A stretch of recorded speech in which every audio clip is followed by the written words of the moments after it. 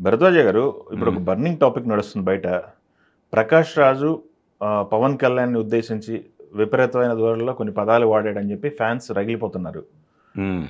చాలా విధంగా సోషల్ మీడియాలో వచ్చి గోల కూడా చేస్తున్నారు వాళ్ళు. అవును. హ్మ్. ఆయన వాడిన పదాలు మీకు మచ్చుకు చెప్తాను కొన్ని. ఆహ్, మనస్సాక్షి లేని దొంగ, ఆ! మనస్సాక్షి ప్రస్తావన తెచ్చాడాయన. మనస్సాక్షి లేని దొంగ, హ్మ్. దోచుకు తింటున్నారు. కన్నప్ప, గేమ్ చేంజరు, హరిహర వీరమల్లు చెత్త సినిమాలు. పవన్ కళ్యాణ్ ఫ్యాన్స్‌కి బాడీలో పార్ట్స్ ఉంటాయి తప్ప అని బ్రైన్. ఆ! ఉండదు అనే టోన్‌లో ఆయన మాట్లాడిన మాటలనమాట ఇది. మచ్చుకు అవును. కొన్ని మాటలు మీకు అవును. చెప్పాను. అవునవును. మీరు చూసారా ఆ మాటలో? చూసాను. హ్మ్. అయితే ఆ ఇంటర్వ్యూ ఓపెనింగే హ్మ్.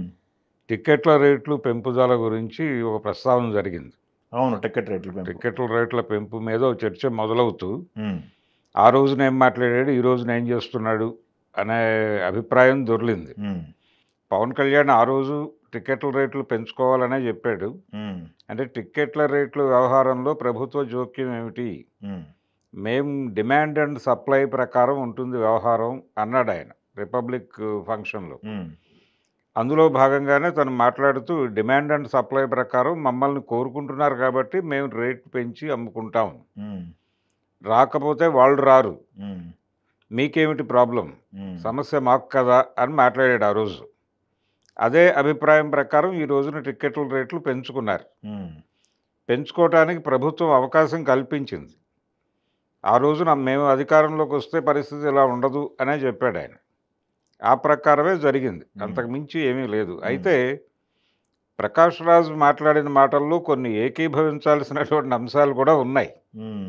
అవేంటంటే ఈ టిక్కెట్ల రేట్లు పెంపు అనేది ఆ రోజున జరిగినా, ఈ రోజున జరిగినా హ్మ్. డిమాండ్ అండ్ సప్లై అయినప్పటికీ మొదటి రోజు మార్నింగ్ షో కాదు. ఈ ప్రీమియర్స్‌కి టికెట్లు కొనుక్కునే వాళ్ళందరూ కూడా అభిమానులే. హ్మ్. ఈ అభిమానులే ఎక్కువ డబ్బులు పెట్టి కొంటున్నారు టికెట్లు. కానీ ఇక్కడ అందుకని 'హరిహర వీరమల్లు' విషయంలో జరిగింది. టికెట్ రేట్లు ఎంతవరకు పెంచారు? ఎన్ని రోజులు పెంచారు? ఎన్ని రోజులు పెంచారు? ఇప్పుడు రూ. 1200కి పెంచుకున్న సినిమాలు కూడా ఉన్నాయి. ఉన్నాయి గదా! మనం చూసాం. మరి ఆ రోజు 'పుష్ప' మాట్లాడారా ప్రకాష్ సినిమాకి రాజ్ గారు? 'పుష్పకి' 1200 హ్మ్. అధికారికం. హ్మ్. అధికారికం 1200, 2000 వరకు అమ్ముడైనాయి కొన్ని థియేటర్‌ల్లో. హ్మ్. పర్టిక్యులర్‌గా సంధ్యా థియేటర్ దగ్గర 2, 2:30 వరకు నడిచింది హ్మ్. ఆ రోజు. కాబట్టి ఈ రేట్లు పెంపు అనేది బీభత్సమైన స్థాయికి తీసుకెళ్ళిన సందర్భాలు కూడా ఉన్నాయి. హ్మ్. అయితే ప్రకాష్ రాజ్ ఆ రోజున ఏమైపోయాడు, ఇప్పుడెందుకు మాట్లాడుతున్నాడు అనేది ప్రశ్న. హ్మ్. అంటే ఇష్యూ రైజ్ అవ్వాలి. ఇష్యూ రైజ్ అయింది కాబట్టి ఇప్పుడు మాట్లాడుతున్నారు టార్గెట్ చేసి. హ్మ్. పవన్ కళ్యాణ్ రాజకీయ అభిప్రాయాలకి, ప్రకాష్ రాజ్ రాజకీయ అభిప్రాయాలకి తేడాలున్నాయి. హ్మ్. గొడవలున్నాయి. ఒక వైరుధ్యం ఉంది వాళ్ళిద్దరి మధ్య. ఆఫ్‌కోర్స్ మన పవన్ కళ్యాణ్ గారు ఏ స్టేట్‌మెంట్ ఇచ్చినా గాని ఫస్ట్ రియాక్ట్ అయ్యేది ప్రకాష్ రాజే. ప్రకాష్ రాజ్ గారే. అంటే ఇది సినిమా నటుల వైరంగా చూడాల్సిన అవసరం లేదు. హ్మ్. రాజకీయపరమైనటువంటి వైషమ్యాలున్నాయి వాళ్ళిద్దరి మధ్య. పవన్ కళ్యాణ్ పాలిటిక్స్‌ని ఈయన అంగీకరించడు. హ్మ్. ఆయన ప్రో బీజేపీ ఉన్నాడు. ఈయన యాంటీ బీజేపీ ఉన్నాడు. హ్మ్. ఆ ఇంటర్వ్యూలో ఇంకో మాట కూడా చెప్పాడాయన. హ్మ్. మోడీ బయోగ్రఫీ గనక ఎవరైనా సినిమా తీస్తే 100 మంది కూడా చూడరు హ్మ్. అనే మాట కూడా చెప్పాడాయన హ్మ్. ప్రకాష్ రాజ్. ఇందులో భాగంగానే ప్రోపగాండా సినిమా తీయాల్సిన అవసరం ఏమిటి పవన్ కళ్యాణ్‌కి? 'హరిహర వీరమల్లుని' ప్రోపగండా సినిమా అంటున్నారా? ప్రోపగాండా సినిమా అనే అన్నాడు. హ్మ్. పవన్ మరి కళ్యాణ్ మధ్యలో ఈ సినిమాల ప్రస్తావన ఎందుకొచ్చిందసలు? ఏ సినిమాలు? 'గేమ్ చేంజర్', 'కన్నప్ప' సినిమాలను కూడా చెత్త సినిమాలని చెప్పి. యాక్చువల్‌గా ఆయన మాట్లాడాల్సింది హ్మ్. టెక్నికల్‌గా ప్రోపగాండా సినిమా అయినప్పటికీ, టెక్నికల్‌గా కన్విన్స్ చేసినటువంటి సినిమాలు మాత్రమే ఆడినాయి. హ్మ్. అంటే 'కాశ్మీర్ ఫైల్స్' ఉంది. అది ప్రోపగాండా సినిమానే. దాంతో పాటు వచ్చినటువంటి 'కేరళ స్టోరీ' అది కూడా ప్రోపగాండా సినిమా కేటగిరీలోకే వస్తుంది. అయితే టెక్నికల్‌గా అవి 2 సౌండ్‌గా ఉన్నాయి. హ్మ్. 2 సినిమాలు జనాల్ని అంటే పబ్లిక్‌లో ఉన్నటువంటి కొన్ని అంశాలను అవి తడిమినాయి, కనెక్ట్ అయినాయి, సినిమాలు వర్కౌట్ అయింది. అయితే దీన్ని ఫార్ములాగా మార్చి చాలామంది ఆ మార్గంలో వెళ్ళిపోతున్నారు. ఈ 'హరిహర వీరమ్మలో' ఒరిజినల్ కథలో అది లేదు. వీళ్ళు హ్మ్. కలిపారు హ్మ్. అనేది ఈయన అభిప్రాయం. అంటే హ్మ్. మొదట క్రిష్ అనుకున్నటువంటి కథలో ఇది లేదు అని. హ్మ్. ఆ విషయం జ్యోతికృష్ణే చెప్పాడు. ఇది మేము మధ్యలో కలిపాము అనే విషయం జ్యోతికృష్ణ చేసి చెప్పాడు. హ్మ్. కాబట్టి కొత్త విషయం ఏం కాదిది. హ్మ్. ఆయన తనకి ఉపయోగపడేలాగా సినిమా ఉండాలి అనుకోవడం తప్పు కాదు. తన రాజకీయ అభిప్రాయం అది. ఉమ్, తన రాజకీయ అభిప్రాయం సినిమాలో చెప్పుకోవడం చాలామంది చేశారు. ఉమ్, ఎంజి రామచంద్రన్ గారు చేశారు, ఎన్టీ రామారావు గారు చేశారు. ఎన్టీ రామారావు గారు కాంగ్రెస్ పార్టీ మీద దాడి చేస్తూ సినిమాల్లో డైలాగులు పెట్టుకున్నాడు కదా, యమగోళ తదితర సినిమాల్లో, తాతమ్మ కళ సినిమాల్లో. కాబట్టి రాజకీయ అభిప్రాయాలు ఏ అభిప్రాయాలు ఉంటే అభిప్రాయాలు చెప్పుకోవడం తప్పేం కాదు. ఉమ్, కాబట్టి పవన్ కళ్యాణ్ ప్రాపగాండా సినిమా అని ఈయన అంటున్నాడు. వాళ్ళు నా అభిప్రాయం చెప్పుకోవడం కోసం సినిమా తీశారంట. సినిమాయే ప్రాపగాండా. ఉమ్, ఏ సినిమా అయినా భావజాలాన్ని చెప్పుకోవడానికే తీస్తారు. కాబట్టి అందులో భాగంగానే ఆయన భావజాలాన్ని చెప్పుకున్నాడు. ఉమ్, పవన్ కళ్యాణ్ భావజాలం మీద తేడా ఉంటే మాట్లాడుకోవచ్చు. సినిమాలో భావజాలం చెప్పడం తప్పు అనటం కరెక్ట్ కాదు.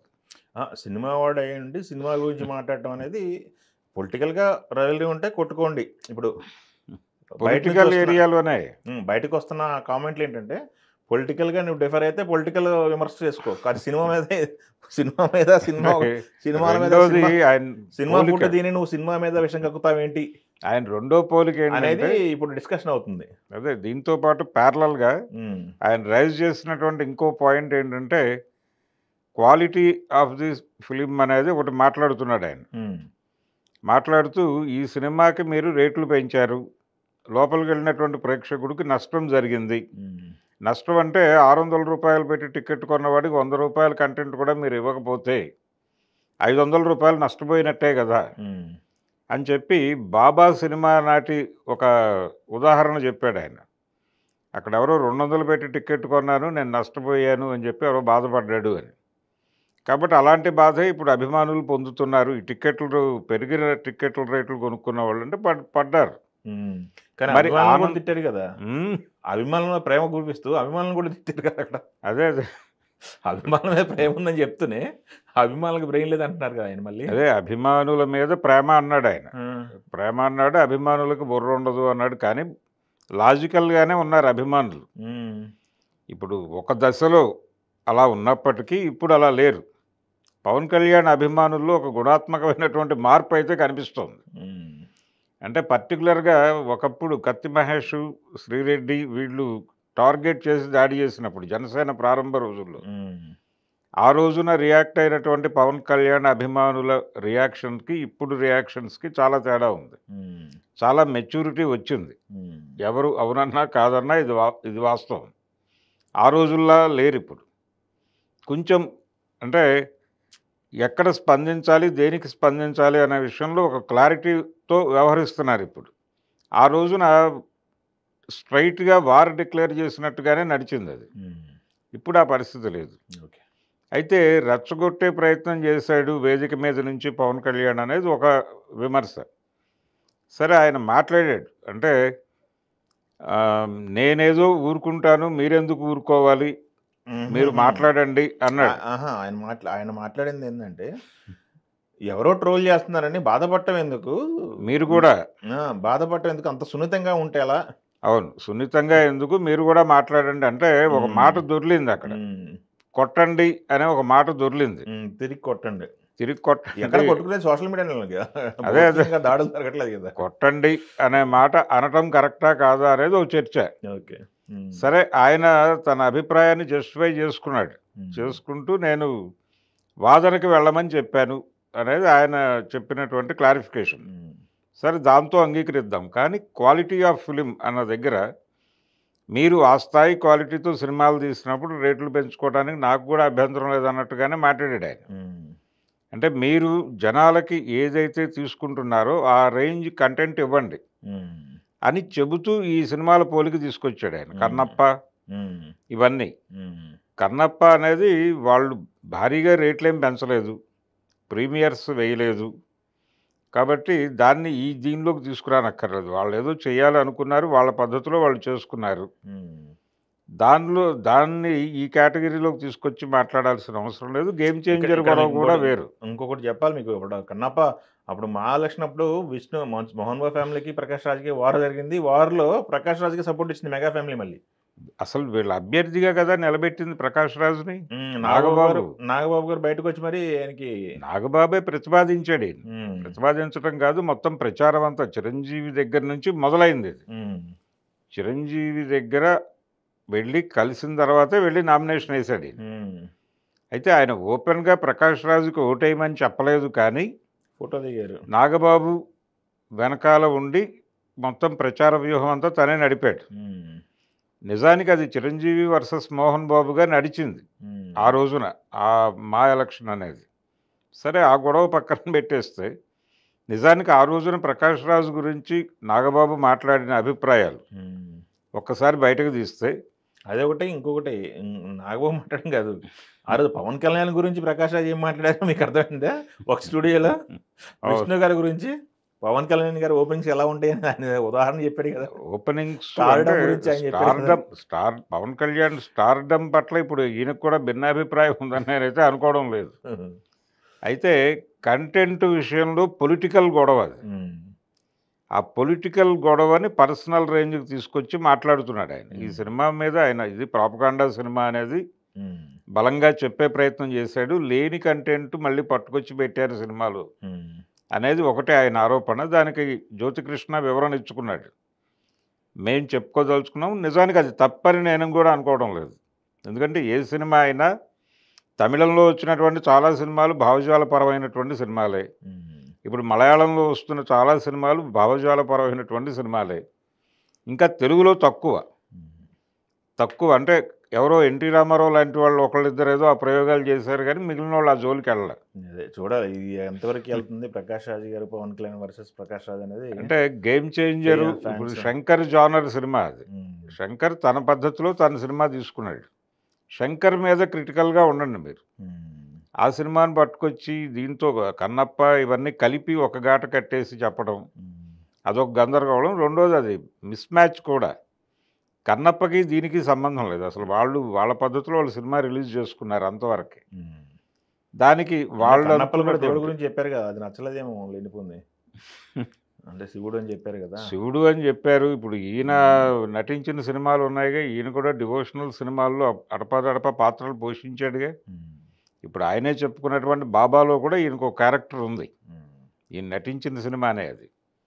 అయితే ఇవన్నీ పక్కన పెట్టేస్తే ఒకటి ఆయన చెప్పిన దానిలో అభిమానులే నష్టపోతున్నారు, మిమ్మల్ని అభిమానించిన పాపానికి వాళ్ళు నష్టపోతున్నారు అనేది కొంచెం కన్సిడరేషన్లోకి తీసుకోవాలి. కానీ ఇది బ్రాడ్గా వెళ్ళుంటే బాగుండేది. ఉమ్, ఒక విధానపరమైనటువంటి వ్యవహారం, ప్రభుత్వాలు ఎలా వ్యవహరించాలి సినిమాతో అనేది, అంటే సినిమా చూసి ఈ క్వాలిటీ జడ్జి చేసి టిక్కెట్ల రేట్లు పెంచుకోవడానికి అనుమతి ఇవ్వాలా ఉమ్, అనేది. నిజానికి టిక్కెట్ల రేట్లు హైక్ అనేది చాలా కాలం క్రితం అంజీ సినిమా టైంలో మొదలైంది చర్చ.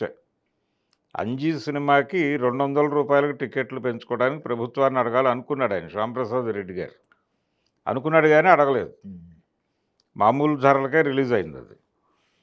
ఆ రోజున ప్రభుత్వాలను అడగచ్చు అనే విషయం ఇండస్ట్రీకి తెలిసింది. ఆ తర్వాత చూడాలనుంది టైంలో ఇంప్లిమెంట్ చేశారు. ఉమ్, అలా అడపాదడపా జరుగుతూనే ఉంది ఇది. ఉమ్, అంటే వాళ్ళు పెట్టిన బడ్జెట్. రెండోది, చాలామంది ఏం మాట్లాడుతున్నారంటే ఛాంబర్ వెళ్ళి అడగాలి అని మాట్లాడుతున్నారు. పవన్ కళ్యాణ్ అధికార దుర్వినియోగానికి పాల్పడ్డాడు అనేది ఒక చర్చ. ఎందుకు చాంబర్లే కలిశాడు, రత్నం గారు వెళ్ళి చాంబర్కి రిప్రజెంటేషన్ ఇచ్చాడు, చాంబర్ త్రూనే కదా వెళ్ళింది. అవును, ఇంకా అక్కడెక్కడ జరిగింది. అంటే పవన్ కళ్యాణ్ ఆ మధ్య ఒక మాట అన్నాడు, ఏమని? ఛాంబర్ పెద్దలు వచ్చి నన్ను కలిశారు, ఉమ్, సీఎం గారిని కలిశారా అని ఒక ప్రశ్న లేవనెత్తాడు. అది వాస్తవం, కలవలేదు. ఓ 2 నెలల క్రితం కలవలేదు. ఉమ్, అయితే చాలామంది ఏమనుకుంటున్నారంటే, ఇప్పుడు ఈ కామెంట్లు చేస్తున్న వాళ్ళలో చాలామంది, ఇంక్లూడింగ్ ఈ ప్రకాష్ రాజ్ ఇంటర్వ్యూలో కూడా ఉమ్, అది దొర్లింది. ఉమ్, అంటే ఛాంబర్ వెళ్ళి టిక్కెట్ల రేట్ల పెంపు గురించి ప్రతి సినిమాకి అడగాలి అన్న టోన్లో మాట్లాడుతున్నారు వీళ్ళు. ఛాంబర్ అడగదు, ఉమ్, ప్రొడ్యూసర్ ఆయన స్థాయిలో ఆయన ఇక్కడ లెటర్ తీసుకుని వెళ్ళి పర్సనల్ లెవెల్లోనే ఇస్తాడు. ఇప్పుడు అంతవరకు పర్సనల్ లెవెల్లో ఉండేది. ఇప్పుడు ఈ మనం పవన్ కళ్యాణ్ గారు ఎప్పుడైతే గైడ్ చేశారో అప్పటి నుంచి త్రూ ఛాంబర్ వెళ్తుంది. రత్నం గారు ఛాంబర్లో కలిశారు, ఛాంబర్లో రిప్రజెంటేషన్ ఇస్తే రిప్రజెంటేషన్ అక్కడికి వెళ్ళింది. ఆ వెళ్ళిన దాని మీద ఆయన వెనకాలండి దాన్ని పుష్ చేశాడు. ఏం రత్నం వెనకాలండి ప్రొడ్యూసర్ కాబట్టి పుష్ చేశాడు. అంతకు ముందు ఎలా ఉండేది పరిస్థితి? అంతకుముందు వేరేలా ఉండేది. సినిమా రిలీజ్‌కి ముందు ప్రతి హీరో కూడా తెలంగాణ ముఖ్యమంత్రిని, ఆంధ్ర ముఖ్యమంత్రిని కలిసేవాళ్ళు. అవును. కలిసి టికెట్ల రేట్లు పెంచుకోవటానికి మేము పిటిషన్ పెట్టుకున్నాం. మీరు కన్సిడర్ చేయండి అని అడిగి వచ్చేవాళ్ళు. అవును. వాళ్ళు జీవో ఇష్యూ చేసేవాళ్ళు. ఈ పద్ధతి నడిచింది. ఇప్పుడు పద్ధతిని మీరి ఎక్కడా వ్యవహరించినట్టు లేదు ఇది. అవును. కాబట్టి అధికార దుర్వినియోగం అనే మాట కరెక్ట్ కాదు. ఓకే. అలాగే ఆయన వచ్చి ప్రమోషన్ చేసుకున్నాడు. ప్రమోషన్ చేసుకోవడం తప్పేం కాదు. ప్రమోషన్ చేసుకోవడం తప్పేం కాదు. కాకపోతే జరిగిన మిస్టేక్ ఏంటంటే ఆయన సినిమాకి కేటాయించాల్సినంత టైం కేటాయించకపోవడం ఆ కథకి అనేది ఒక తప్పు జరిగిపోయింది. ఇక దాని గురించి పోస్ట్ మార్టం చేయాల్సినటువంటి అవసరం లేదు ఎవరికి. తప్పు జరిగిందని ఆయనే చెప్పారు. దాన్ని ఎట్టకట్ట బయటపడేయాలి, ప్రొడ్యూసర్ నష్టపోతున్నాడని ఆయనే భుజాన వేసుకున్నాడు. ఆయనే వచ్చి పబ్లిసిటీ చేసుకున్నాడు. ఆయన ఫ్యాన్స్‌ని పిలుచుకున్నాడు. అన్నీ ఆయనే చేసుకున్నాడు కదా! ఇప్పుడు ఆ సినిమాకి మొదటి రోజు వచ్చినటువంటి కొత్తగా వసూళ్ళన్నీ ఆ! కూడా కొత్తగా చెప్పేదేముంది మనం? ఆ మొదటి రోజు వసూళ్ళన్నీ కూడా ఆయన ప్రమోషన్ వలన వచ్చినవే. యెస్. అంటే తను పుష్ చేయటం వలన అభిమానులు థియేటర్ల వైపు కదిలారు. యెస్. కదిలారు, వెళ్ళారు, సినిమా చూశారు. అదేదో కొంత బయటపడ్డాడు ప్రొడ్యూసర్. ఎంతో కొంత. ఎంతో కొంత కాదు, పూర్తిగానే బయటపడ్డట్టుగానే భావించాలి. అంటే ఇంకా వ్యాపారం ఉంది కాబట్టి ఎలాగూ ఈ నెల 23వ తారీఖు ఎప్పుడో ఓటీటీలోకి వచ్చేస్తుంది ఆ సినిమా. అయితే కంటెంట్ పరమైనటువంటి క్రిటిసిజం కంటెంట్ వరకు పరిమితమై మాట్లాడితే బాగుండేది. యెస్. చూద్దాం ఇంకా ప్రస్తుతానికి అయితే జనాల్లోకి వెళ్తుంది ఇది. మరి ఫ్యాన్స్ ఎలా రియాక్ట్ అవుతారో, మరి పవన్ కళ్యాణ్ గారు ఎలా రియాక్ట్ అవుతారో. అంటే గతంలోలా లేదు పరిస్థితి. గతంలో లాగా ఇప్పుడు ఆల్రెడీ ఒక క్రిటిసిజం మొదలైంది మీడియా నుంచే. ఏది? ప్రకాష్ రాజు మీద. నీకు మనస్సాక్షి ఉందా అని చెప్పి కొంతమంది మాట్లాడుతున్నారు ఆల్రెడీ. అవును, తీస్తున్నారుగా. నువ్వు కరెక్ట్గా ఎన్ని గంటలకు వస్తావు షూటింగ్కి, నువ్వు ఎంతమంది ప్రొడ్యూసర్లు ఏడిపించావు, అవి చాలా నీ వల్ల డేట్స్ పోవాలా, చాలా మాట్లాడుతున్నారు. చాలా అంటే మనస్సాక్షి మీద ఒక చర్చ అయితే జరుగుతోంది. కాబట్టి ఎవరి గొడవ వాళ్ళకు ఉంటుంది. తను మరీ వైడర్గా వెళ్ళాడు. అలా కాకుండా ప్రాపగాండా సినిమాలు జానర్లో ఆ సినిమా ఉందా లేదా, ఆ భావజాలం మీద మీకు ఎందుకు గొడవ, అంతవరకే కన్ఫైన్ అయ్యి థియరిటికల్గా మాట్లాడేసి ఉంటే ఈ గొడవ జరిగేది కాదు. ఇది పర్సనల్ లెవెల్లోకి వెళ్ళిపోయింది. వెళ్ళిపోయి కొన్ని సంబంధం లేని విషయాలు కూడా దొరికిపోయినాయి. ఈ సంబంధం లేని విషయాలు దొరలటం వలన సెంటిమెంట్లు అవతలాడు ప్రతి ఒక్కడికి అభిమానం ఉన్న ప్రతివాడికి ఇది ఒక గాయంగా మారుతుంది. మారినప్పుడు మాట్లాడటం మొదలు పెడతారు అట్నుంచి కూడా. దాన్ని కూడా భరించాలి ఈయన ప్రకాష్ రాజ్. మరి ఏ మేరకు భరిస్తాడో చూద్దాం.